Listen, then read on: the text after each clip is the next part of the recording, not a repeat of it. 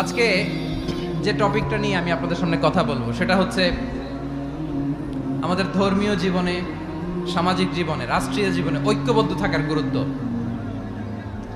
The importance of unity in our life. আমরা ঐক্যবদ্ধ থাকতে চাই কি চাই না? এই আপনাদের গলার আওয়াজ। আমরা ঐক্যবদ্ধ জীবনযাপন করতে চাই কি চাই না? চাই। ঐক্যের কোনো বিকল্প নাই। গত 50 বছর তো দেখেছি এ ডিসইউনিটি, অনৈক্য, বিভেদ, বিচ্ছিন্নতা আমাদেরকে কোথায় নিয়ে গিয়েছে। এই যে দেখেন, কিছুদিন আগে আমাদের বর্তমান নেতা ডক্টর ইউনূস, উনি সব রাজনৈতিক নেতৃবৃন্দদেরকে ডেকেছেন একটা ইস্যুকে কেন্দ্র করে। তার মানে গোটা বাংলাদেশ এক হয়ে গিয়েছে। আমরা সবাই উদ্বেলিত হয়েছে, উচ্ছ্বসিত হয়েছে, ঠিক কিনা বলেন?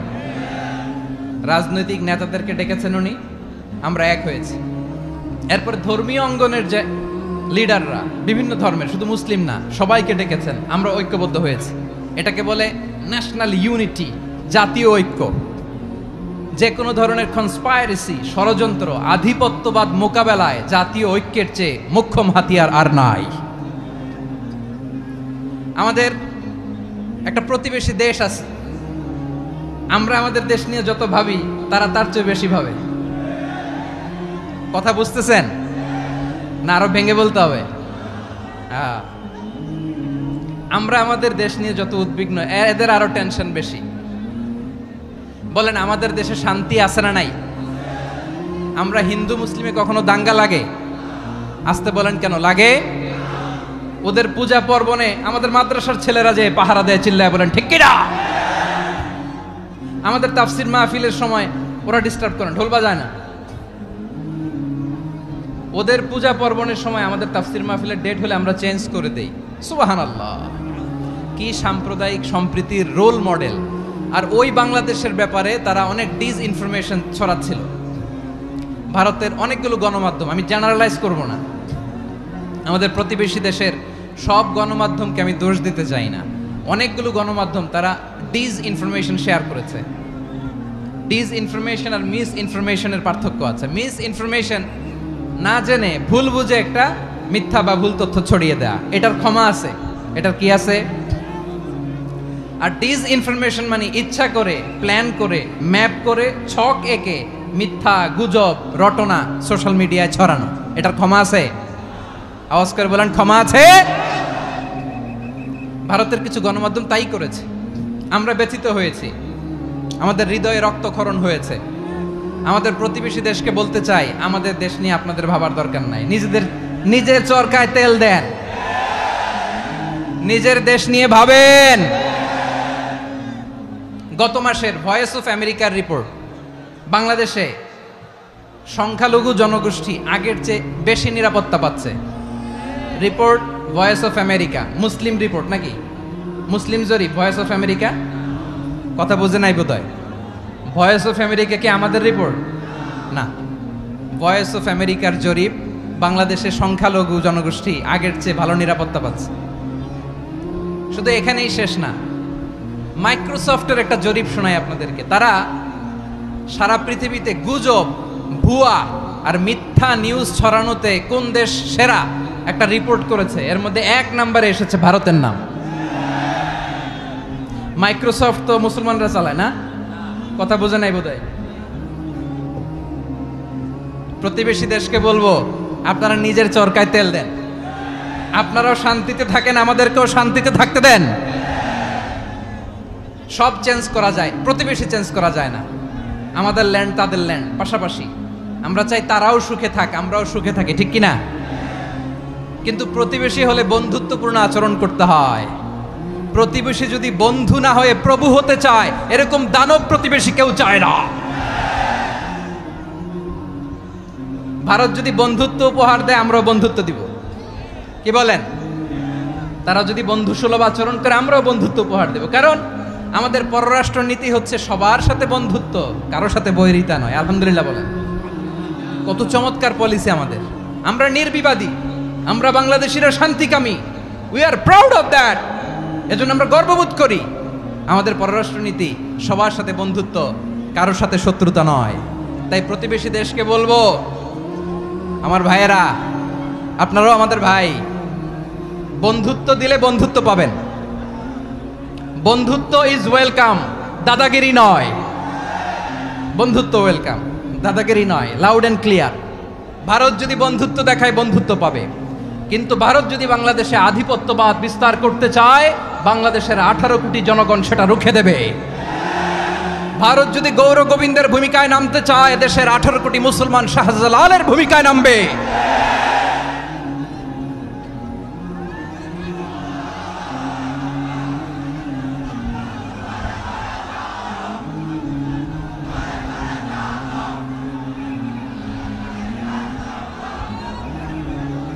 প্রিয় ভাইয়েরা, আমরা বন্ধুত্বে বিশ্বাসী, শত্রুতায় নই, ঠিক কিনা বলেন?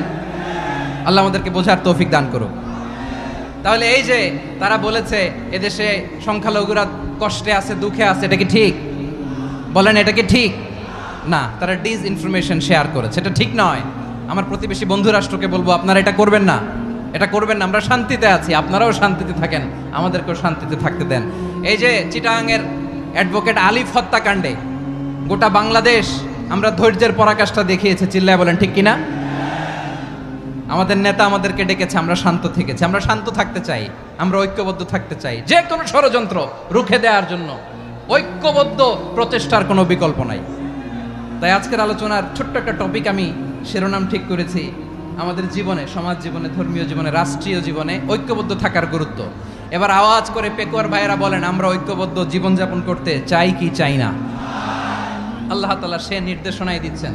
আল্লাহ তাআলা ইরশাদ করছেন, ওয়া'তাসিমু বিহাবলিল্লাহি জামিআন ওয়া লা তাফাররাকু ওয়াযকুরু নি'মাতাল্লাহি আলাইকুম ইয কুনতুম আ'দাআন ফাআল্লাফা বাইনা কুলুবিকুম فأصبحتم بنعمته إخوانا وكنتم على شفا حفرة من النار فأنقذكم منها كذلك يبين الله لكم آياته لعلكم تهتدون الله أكبر পড়েন। আল্লাহ বললেন, ও গোলামেরা শোনো, ওয়া'তাসিমু বিহাবলিল্লাহি জামিআ, ও আমার গোলামেরা সবাই মিলে আল্লাহর রশিকে আঁকড়ে ধরো। আল্লাহর রশি হলো ইসলাম, আল্লাহর রশি হলো কোরআন। আল্লাহ বললেন, কোরআনকে আঁকড়ে ধরো, ইসলামকে আঁকড়ে ধরো। একা একা আঁকড়ে ধরলে চলবে না, জামিআ, সবাই মিলে আঁকড়ে ধরো। এই আদেশটা আমাদের জন্য দান করেছেন কে? আল্লাহ তাআলার নির্দেশ, ওয়া'তাসিমু বিহাবলিল্লাহি জামিআ, সবাই মিলে আল্লাহর রশিকে আঁকড়ে ধরো। হাবলুল্লাহ মানে আল্লাহর রশি। হাবলুল্লাহ মানে কি? রশি।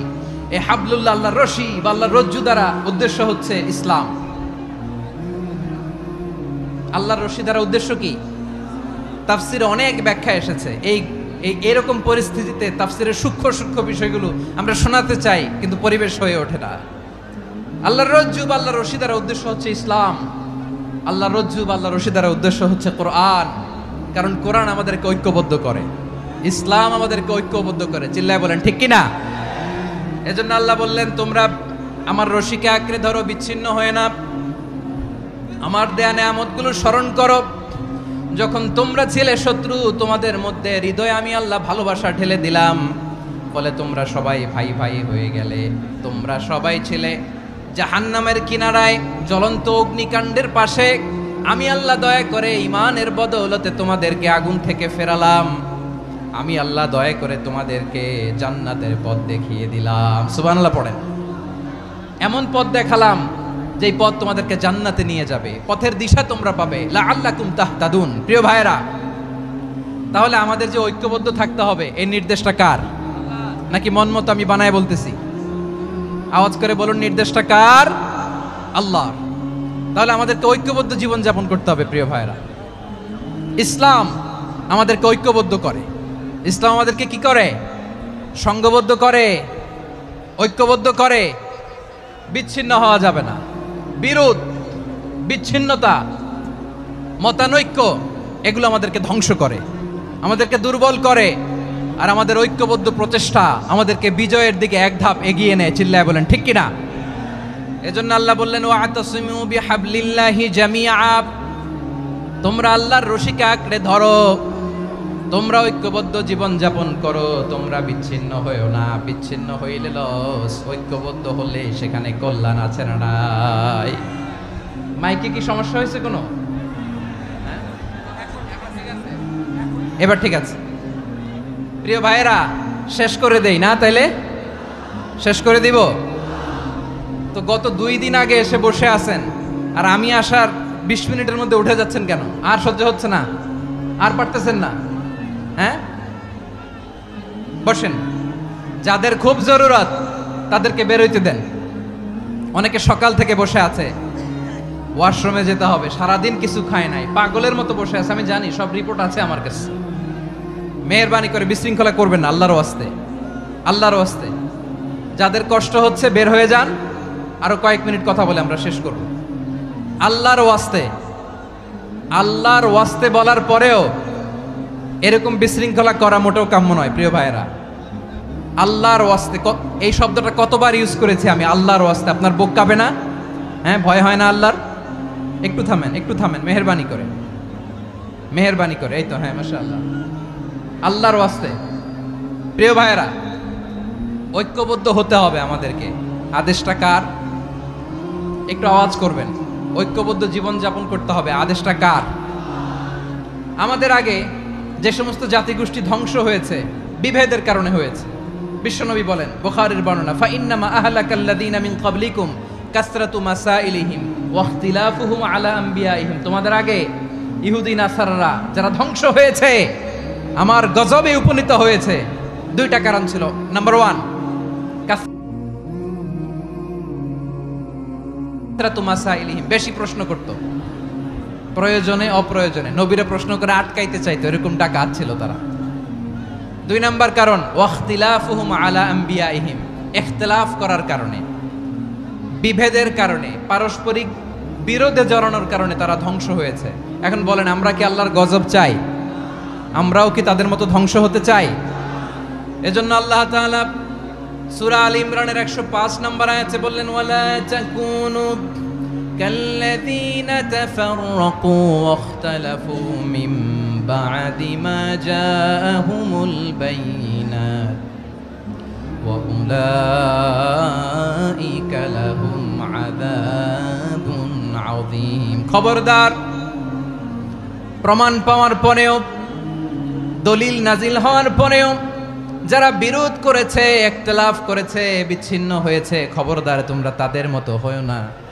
যদি তাদের মতো হও তাহলে জেনে রাখো, ওয়া উলাইকা লাহুম আযাবুন আযীম, তাদের জন্য আমি মর্মন্তুদ শাস্তি প্রস্তুত করে রেখেছি। যারা বিচ্ছিন্ন হয়েছে, বিরোধ করেছে, তারা কারা? ইহুদি নাসারারা। এই আয়াতের তাফসীরে কাল্লাযীনা তাফাররাকু ওয়াখতালাফু, যারা বিচ্ছিন্ন হয়েছে, বিরোধ করেছে, তারা কারা? মুফাসসিরিন ইকরাম বলেছেন তারা ইহুদি নাসারারা। আওয়াজ করে বলুন তো, তারা কারা? ইহুদি নাসারারা। বিষ্ণু ঈসা ইসলাম সুনানে আবু দাউদ এবং তিরমিজির হাদিসে বলেন, ইফতারাকাতিল ইয়াহুদু আলা 71 ফিরকা, ইহুদিরা 71 দল হয়েছে। ইখতিলাফ করতে করতে কয় দল? সবাই বলে নাই, কয় দল? ওয়াফতারাকাতিন নাসারা আলা 72 ফিরকা, আর নাসারারা হয়েছে 72 দল।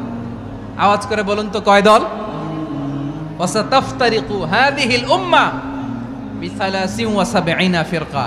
আর বিশ্বনবী আফসোস করে বলেন, আমার উম্মত হবে 73 দল।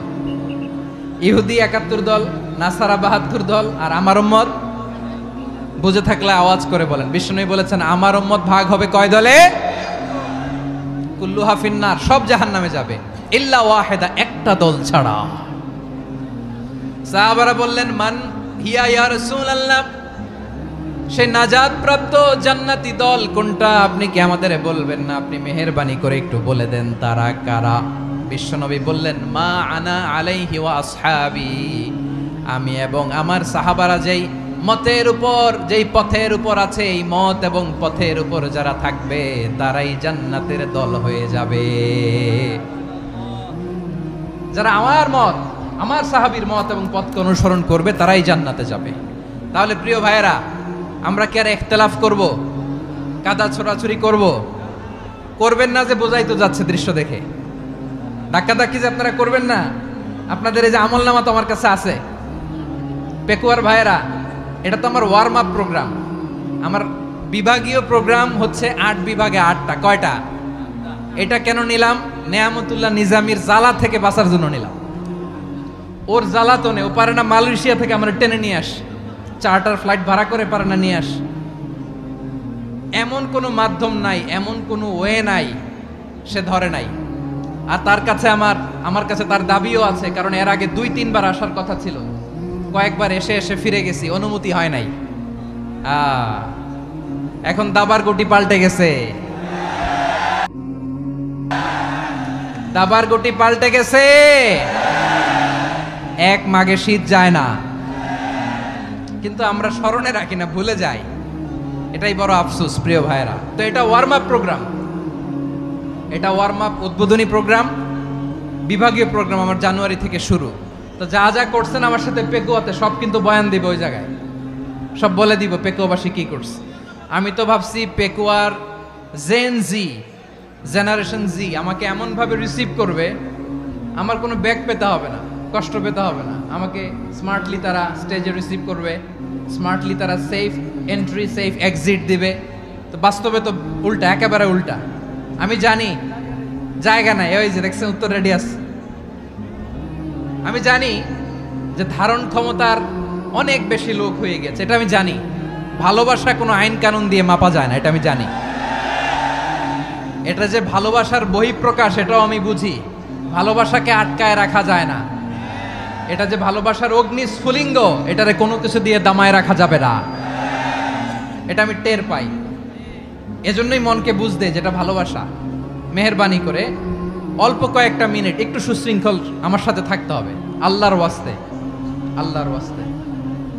প্রিয় ভাইরা, তাহলে আমরা ঐক্যবদ্ধ জীবনযাপন করতে চাই, ঠিক কিনা বলেন? এবার বলেন ঐক্যের ভিত্তি কি? আমরা যে ঐক্যবদ্ধ হব কিভাবে?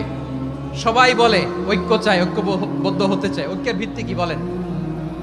ঐক্যের ভিত্তি হচ্ছে তাওহীদ। আওয়াজ করে বলতে হবে সবাই, ঐক্যের ভিত্তি কি? যেই বলবে লা ইলাহা ইল্লাল্লাহ, ও আমার ভাই, তার জন্য আমার হৃদয়ে দরদ, মায়ামাখা দরদ, ভালোবাসা আছে না নাই? তাওহীদ।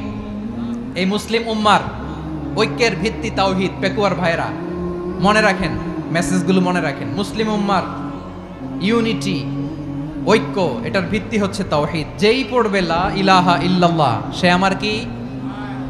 এজন্য বিষ্ণুই বলেন মান ক্বালা লা ইলাহা ইল্লাল্লাহ, যে ব্যক্তি বলবে লা ইলাহা ইল্লাল্লাহ মুখলিসান মিন কলবিহি, অন্তর থেকে যে পড়বে লা ইলাহা ইল্লাল্লাহ, দাখালাল জান্নাহ, সে জান্নাতি হয়ে যাবে। সুবহানাল্লাহ বলেন। যেই পড়বে লা ইলাহা ইল্লাল্লাহ সে কই যাবে? জান্নাতি হয়ে যাবে। তো এখন আমার সব ভাই যারাই লা ইলাহা পড়ছে জান্নাতে যাক, চাই কি চাই না? নাকি আপনি শুধু একাই জান্নাতে যেতে চান? একাই যেতে চান? জান্নাতে একা আমি যাব না তো ভাই, তোমাকেও জান্নাতে দলে নিতে চাই। সবাই বলেন জান্নাতে একা আমি যাব না তো ভাই, তোমাকেও জান্নাতে দলে নিতে চাই। আমাদের জান্নাতের দল ভারী হোক, আমরা চাই কি চাই না? যেই বলবে লা ইলাহা ইল্লাল্লাহ ওই আমার ভাই, সে জান্নাতে যাক, এটাও আমি চাই, ঠিক কিনা? নাকি সবাইরে জাহান্নামে পাঠাইয়া খালি আপনি জান্নাতে ঢুকবেন? আচ্ছা বলেন, সব গেছে জাহান্নামে, আপনি একা জান্নাতে, ওই জান্নাতে ভাল লাগবে আপনার? আকল খাটান। সব জাহান্নামে গেছে, যান। এ কাফের, ও জালেম, ও নাস্তিক, সব গেছে জাহান্নামে, আপনি একা জান্নাতে, ওই জান্নাতে ভাল লাগবে? জান্নাতে আমি একা যেতে চাই না, আমার জান্নাতের দলকে আমি ভারী করতে চাই। চিল্লায় বলো ঠিক কিনা? যারাই বলবে লা ইলাহা ইল্লাল্লাহ তারা আমার ভাই। বিশ্বনবী এই কথাটার আরো চমৎকার ব্যাখ্যা করেছেন। তিনি বলেন মান সাল্লা সালাতানা ওয়াস্তাকবালা কিবলাতানা ওয়া আকালা যাবিহাতানা ফাযালিকাল মুসলিম লাহু যিম্মাতুল্লাহি ওয়া যিম্মাতু রাসূলিহি ফালা তুখফিরুল্লাহা ফি যিম্মাতিহি। বিশ্বনবী তিনটা ক্রাইটেরিয়া শুনিয়ে দিলেন। তিনি বললেন মান সাল্লা সালাতানা, যে ব্যক্তি আমাদের মতো নামাজ পড়ে, ওয়াস্তাকবালা কিবলাতানা, আমাদের কিবলারে কিবলা মানে, ওয়াকালা যাবিহাতানা, আমাদের জবাই করা পশু খায়, ফাযালিকাল মুসলিম, সেই মুসলমান।